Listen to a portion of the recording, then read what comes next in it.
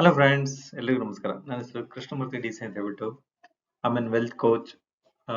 ನನ್ನ YouTube channel ಮೊದಲನೇ ಬಾರಿ ನೀವು ನೋಡ್ತಾ ಇದ್ರೆ ನನ್ನ ಯೂಟ್ಯೂಬ್ ಚಾನಲ್ ಹೆಸರು ವೆಲ್ತಿ ಕೃಷ್ಣ ಅಂತ ಹೇಳ್ಬಿಟ್ಟು.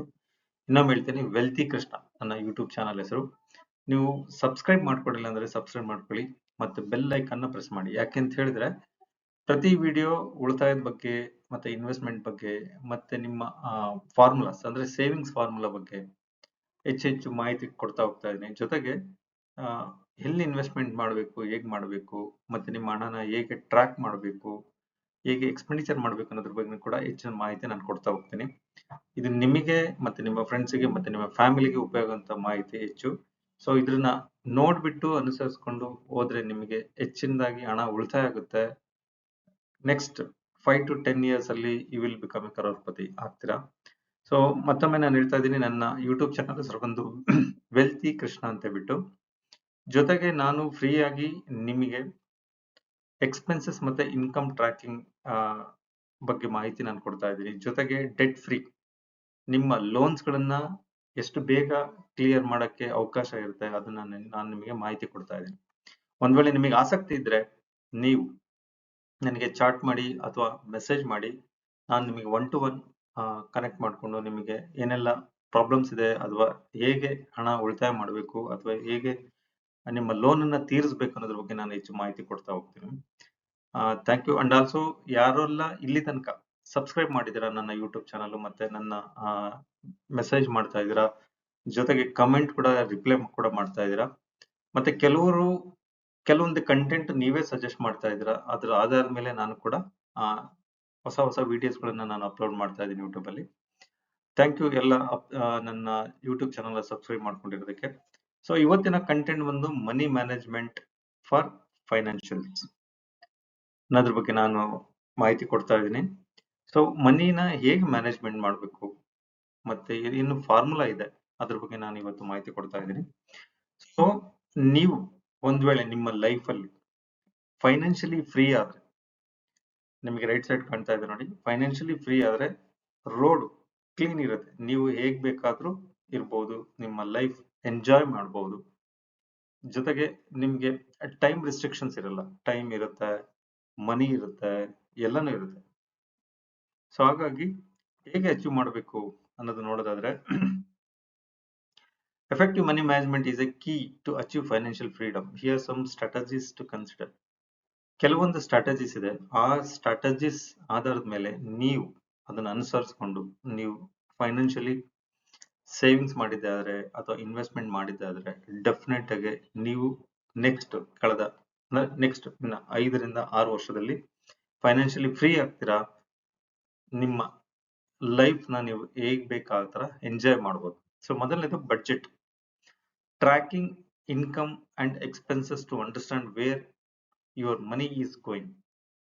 ಸೊ ಬಡ್ಜೆಟ್ ಅನ್ನೋದು ತುಂಬಾ very important in your life. ಯಾಕೆಂತ ಹೇಳಿದ್ರೆ ನೀವು ಒಂದ್ ವೇಳೆ ಎಕ್ಸ್ಪೆಂಡಿಚರ್ ಏನಾಗ್ತಾ ಇದೆ, ಇನ್ಕಮ್ ಎಷ್ಟು ಬರ್ತಾ ಇದೆ ಅನ್ನೋದನ್ನ ನೀವು ಎಲ್ಲೂ ಟ್ರ್ಯಾಕ್ ಮಾಡ್ಲಿಲ್ಲ ಅಥವಾ ನಿಮ್ಮ ಎಕ್ಸ್ಪೆಂಡಿಚರ್ ನೀವು ಅಂಡರ್ಸ್ಟ್ಯಾಂಡ್ ಮಾಡ್ಕೊಂಡಿಲ್ಲ ಅಂತಂದ್ರೆ ಐದರ್ ಇಟ್ ಈಸ್ ಅಂದ್ರೆ ಕಂಪ್ಲೀಟ್ ಲಾಸ್ ತರ ಆಗುತ್ತೆ, ನೆಗೆಟಿವ್ ಅಲ್ಲಿ ಇರುತ್ತೆ, ಅಥವಾ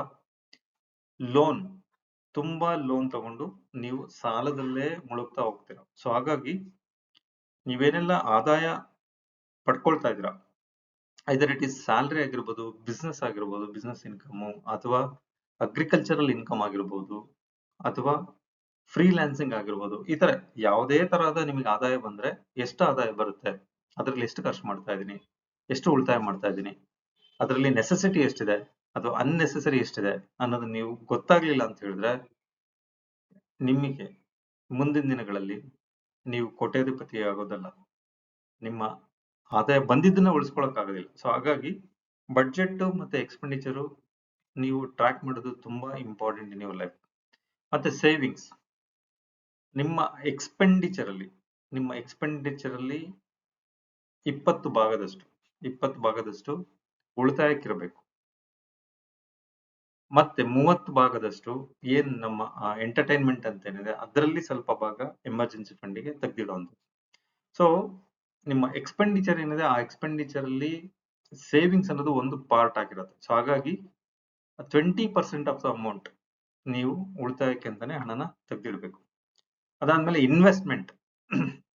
ಆ 20% ಅಲ್ಲಿ ಏನಿದೆ, ಒಂದು ಸಮ್ ಪೋರ್ಷನ್ ಎಮರ್ಜೆನ್ಸಿ ಫಂಡ್ ಇರುತ್ತೆ, ಸಮ್ ಪೋರ್ಷನ್ ಇನ್ವೆಸ್ಟ್ಮೆಂಟ್ ಇರುತ್ತೆ. ಅಥವಾ ನನ್ನ ಇನ್ನ ಕಳೆದ ಅಂದ್ರೆ ಇನ್ನ 80 ಭಾಗ ನಿಮ್ಗೆ ಹಣ ಏನು ಇದೆ, 80 ಭಾಗದಲ್ಲಿ ಹಣ ಮಿಗ್ತಾ ಇದೆ ಅಂತಂದ್ರೆ ಆ 80 ಭಾಗದಲ್ಲೂ ಕೂಡ ಸ್ವಲ್ಪ ಹಣ ಅಂದ್ರೆ 10-20% ಹಣ ಉಳಿತಾ ಇದೆ ಅಂತಂದ್ರೆ ಇನ್ವೆಸ್ಟ್ಮೆಂಟ್ ಮಾಡಿ, ಅಥವಾ ಎಮರ್ಜೆನ್ಸಿ ಫಂಡ್ಗೆ ನೀವು ಹಣನ ಡಂಪ್ ಮಾಡ್ತಾ ಹೋಗಿ.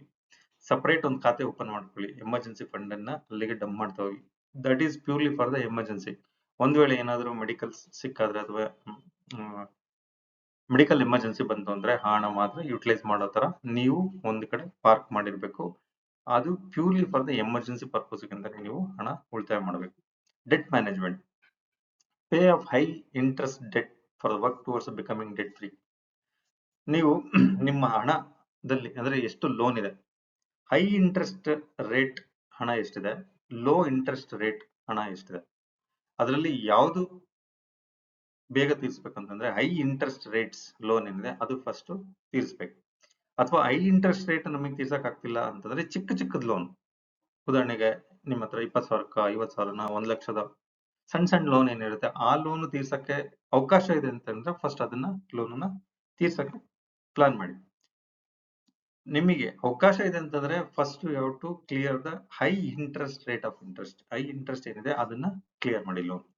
Next financial planning. Set a clear financial goal to create a plan to achieve them. ನಿಮ್ಮ ಗೋಲ್ ನ ನೀವು ಕ್ಲಿಯರ್ ಆಗಿ ಸೆಟ್ ಮಾಡಬೇಕು. ಹೇಗೆ ಅಂತ ಹೇಳಿದ್ರೆ ಎಕ್ಸಾಂಪಲ್ ನಾನು ಹೇಳ್ತಾ ಇದ್ದೀನಿ. ನೆಕ್ಸ್ಟ್ 6 ತಿಂಗಳಲ್ಲಿ ಅಥವಾ ನೆಕ್ಸ್ಟ್ 1 ವರ್ಷದಲ್ಲಿ ನಾನು ಕಾರ್ ಪರ್ಚೇಸ್ ಮಾಡಬೇಕು ಅಂತ ಮನ್ಸಲ್ಲಿ ಅನ್ಕೊಂಡಿದ್ರೆ ನೀವು ಎಷ್ಟು ರೂಪಾಯಿದ ಕಾರ್ನ ಬೈ ಮಾಡಕ್ಕೆ ಹೊರಟಿದ್ದೀರಾ ಅದಕ್ಕೆ ಎಷ್ಟು ಹಣನ ಇನ್ವೆಸ್ಟ್ಮೆಂಟ್ ಮಾಡಬೇಕು ಅಥವಾ ಎಷ್ಟು ಹಣ ಉಳಿತಾಯ ಮಾಡಬೇಕು ಅನ್ನೋದು ಒಂದು ಗೋಲ್ ಫಿಕ್ಸ್ ಮಾಡ್ಕೊಂಡ್ರೆ ಅದು ಮೆಜರ್ ಆಗಿರ್ಬೇಕು, ಮತ್ತೆ ಟೈಮ್ ಸೆನ್ಸ್ ಇರ್ಬೇಕು, ಟೈಮ್ ಬಾಂಡ್ ಇರ್ಬೇಕು, ಪರ್ಟಿಕ್ಯುಲರ್ ಟೈಮ್ ಬಾಂಡ್. ಅದರ್ವೈಸ್ ಏನಾಗುತ್ತೆ ಅಂತ ಹೇಳಿದ್ರೆ ನಾವು ಅನ್ಕೊಂತಾ ಇರ್ತೀವಿ ಅದಾಗ್ತಾ ಇರಲ್ಲ. ಸೊ ಹಾಗಾಗಿ ನೀವು ಒಂದು ಟೈಮ್ ಫಿಕ್ಸ್ ಮಾಡ್ಕೊಂಡು ಟೈಮ್ ಫ್ರೇಮ್ ಇಲ್ಲಿಂದ ಅಲ್ಲಿ ತನಕ ಎಷ್ಟು ಹಣನ ಉಳಿತಾಯ ಮಾಡಬೇಕು ಅಷ್ಟು ಹಣನ ಪ್ರತಿ ತಿಂಗಳು ನೀವು ಡೆಪಾಸಿಟ್ ಮಾಡ್ಕೊಂಡು ಅದು ಒಂದ್ ಕಡೆ ಒಂದು ಖಾತೆಯಲ್ಲಿ ಇಟ್ರೆ ನಿಮ್ಮ ಫೈನಾನ್ಷಿಯಲ್ಸ್ ಗೋಲ್ನ ನೀವು ರೀಚ್ ಮಾಡಕ್ಕೆ ಆಗುತ್ತೆ. ನೆಕ್ಸ್ಟ್ ಇದು ಪಾಪ್ಯುಲರ್ ಮನಿ ಮ್ಯಾನೇಜ್ಮೆಂಟ್ ಟ್ರಿಕ್ಸ್ ಅಂತಾನೆ ಹೇಳ್ಬೋದು, ಅಥವಾ ಇಟ್ ಇಸ್ ಅ ಫಾರ್ಮುಲಾ ಅಂತನಾದ್ರೂ ಹೇಳ್ಬೋದು, ಅಥವಾ ಇದು ಎಲ್ಲ ಇನ್ವೆಸ್ಟರ್ಸ್ಗಳು ಅಥವಾ ಎಲ್ಲ ದೊಡ್ಡ ರಿಚೆಸ್ಟ್ ಪೀಪಲ್ಸ್ಗಳು ಫಾರ್ಮುಲಾ ಇದನ್ನೇ ಯೂಸ್ ಮಾಡುವಂಥದ್ದು. ಸೊ ಸೇಮ್ ಫಾರ್ಮುಲಾ ಇದು ಅಪ್ಲಿಕಬಲ್ ನಮಿಗೂ ಆಗುತ್ತೆ ನಿಮಗೂ ಆಗುತ್ತೆ. ಅಂದ್ರೆ 50-30-20 ರೂಲ್ಸ್ ಅಂತ ಹೇಳಿ. ನಿಮ್ಮ ಬರುವಂತ ಆದಾಯದಲ್ಲಿ 100 ರೂಪಾಯಿ ಬಂದ್ರೆ 50 ರೂಪಾಯಿ ಬಂದು ನಿಮ್ಮ ನೆಸೆಸಿಟೀಸ್ಗೆ ಖರ್ಚು ಮಾಡುವಂಥದ್ದು. ಪ್ರತಿದಿನ ನಿಮಗೆ ಹಾಲಿಗೆ, ಎಲೆಕ್ಟ್ರಿಸಿಟಿ ಬಿಲ್ಗೆ, ಅಥವಾ ಟೆಲಿಫೋನ್ ಬಿಲ್ಗೆ, ಅಥವಾ ರೇಷನ್ಗೆ, ಸೊ ಈ ತರ ಏನೆಲ್ಲ ಖರ್ಚುಗಳಿದೆ ಆ ಒಂದು ಖರ್ಚನ್ನ ನಿಮ್ಮ ಬರುವಂತ ಆದಾಯದಲ್ಲಿ 50 ಭಾಗ ಅದಕ್ಕೆ ಹಣನ ಎತ್ತಿಡುವಂಥದ್ದು. ಇನ್ನು 30 ಭಾಗ ನಿಮ್ಮ ಎಂಟರ್ಟೈನ್ಮೆಂಟ್, ನಿಮ್ಮ ಲೈಫ್ನ ಎಂಟರ್ಟೈನ್ಮೆಂಟ್ಗೆ ಬಳಸುವಂಥದ್ದು. ಇನ್ನು 20 ಭಾಗ ಏನಿದೆ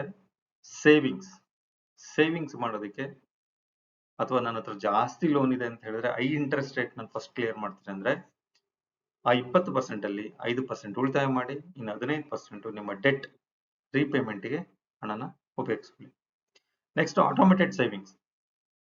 ಕೆಲವೊಂದು ನೀವು ಇನ್ವೆಸ್ಟ್ಮೆಂಟ್ ಮಾಡುವಾಗ SIP ಆಗಿರ್ಬೋದು, ಅಥವಾ ಬೇರೆ ಫಿಕ್ಸ್ ಡೆಪಾಸಿಟ್ ಆಗಿರ್ಬೋದು, ಅಥವಾ RD ಆಗಿರ್ಬೋದು.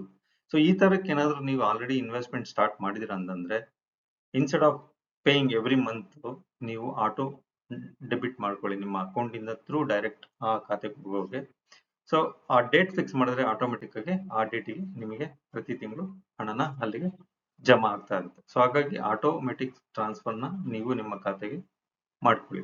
ಮತ್ತೆ credit score monitoring. Keep track your credit score, improved financial health.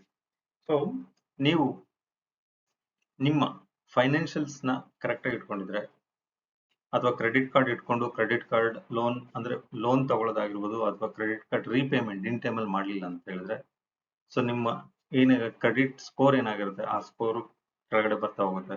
ಅಥವಾ ನಿಮ್ಮ ಖಾತೆಯಲ್ಲಿ ನೀವು ಹಣ ಇಟ್ಟಿಲ್ಲ ಅಂತಂದ್ರೆ ಅದು ಕೂಡ ಕಡಿಮೆ ಆಗುತ್ತೆ. ಸೊ ಹಾಗಾಗಿ ನಿಮ್ಮ ಫೈನಾನ್ಷಿಯಲ್ ಗೋಲ್ ಆಗಿರ್ಬೋದು ಅಥವಾ ನಿಮ್ಮ ಫೈನಾನ್ಷಿಯಲ್ಸ್ ಮ್ಯಾಟರ್ಸ್ ಆಗಿರ್ಬೋದು, ನೀವು ಒಂದು ಗೋಲ್ ನ ಫಿಕ್ಸ್ ಮಾಡ್ಕೊಂಡು ಅದರ ಆಧಾರದ ಮೇಲೆ ನೀವು ಹಣ ಉಳಿತಾಯ ಮಾಡೋದಾಗಿರ್ಬೋದು, ಹಣ ಖರ್ಚು ಮಾಡೋದಾಗಿರ್ಬೋದು, ಅಥವಾ ಬಜೆಟಿಂಗ್ ಮಾಡೋದಾಗಿರ್ಬೋದು, ಅಥವಾ ಸೇವಿಂಗ್ಸ್ ಮಾಡೋದಾಗಿರ್ಬೋದು, ಅಥವಾ ನಿಮ್ಮ ಫೈನಾನ್ಷಿಯಲ್ ಫ್ರೀಡಮ್ ಆಗ್ಬೇಕು ಅಂತ ಹೇಳಿದ್ರೆ ಇದೆಲ್ಲ ನೀವು ಪ್ರತಿದಿನ ಪ್ರತಿ ತಿಂಗಳು ಕಂಟಿನ್ಯೂಸ್ ಆಗಿ ನೀವು ಫಾಲೋ ಮಾಡ್ತಾ ಇದ್ರೆ ಮಾತ್ರ ನಿಮಗೆ ಫೈನಾನ್ಷಿಯಲಿ ಫ್ರೀ ಆಗ್ಲಿಕ್ಕೆ ಅವಕಾಶ ಸಿಗುತ್ತೆ. So thank you for watching my video. ನನ್ನ ಮತ್ತೊಮ್ಮೆ ಹೇಳ್ತಾ ಇದ್ದೀನಿ, ನನ್ನ ಯೂಟ್ಯೂಬ್ ಚಾನಲ್ ಒಂದು ವೆಲ್ತಿ ಕೃಷ್ಣ ಅಂತ ಹೇಳ್ಬಿಟ್ಟು. ಯಾರೆಲ್ಲ ಇಲ್ಲಿ ತನಕ ಸಬ್ಸ್ಕ್ರೈಬ್ ಮಾಡ್ಕೊಂಡಿಲ್ಲ, ಸಬ್ಸ್ಕ್ರೈಬ್ ಮಾಡ್ಕೊಳ್ಳಿ, ಮತ್ತೆ ಲೈಕ್ ಮಾಡಿ, ಕಮೆಂಟ್ ಮಾಡಿ, ಮತ್ತೆ ನಿಮ್ಮ ಫ್ರೆಂಡ್ಸ್ಗೆ ಮತ್ತೆ ನಿಮ್ಮ ಫ್ಯಾಮಿಲಿಗೆ ಶೇರ್ ಮಾಡಿ ಅಂತ ನಾನು ಹೇಳ್ತಾ ನನ್ನ ವಿಡಿಯೋನ ನಾನು ಮುಗಿಸ್ತಾ ಇದ್ದೀನಿ. Thank you very much.